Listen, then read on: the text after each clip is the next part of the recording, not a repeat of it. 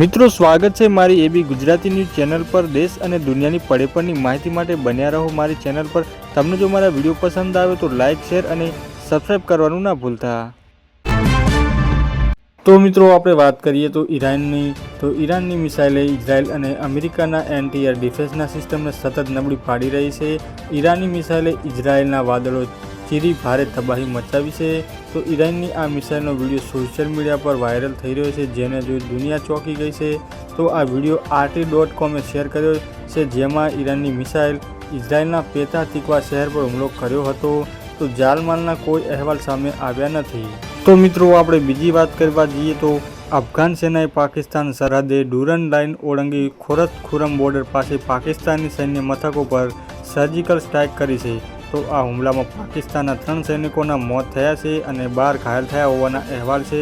તો અફઘાન સેનાએ આર્ટિલરી અને ટેન્કો દ્વારા સતત હુમલા કરી પાકિસ્તાની સેનાના અનેક અડ્ડાઓ અને એક સૈન્ય ગાડી તબાહ કરી દીધી છે। તો બંને દેશો વચ્ચે ફરી તણાવ પેદા થયો છે। તો મિત્રો આજના દિવસ માટે આટલું, મળીશું નવી અપડેટ સાથે।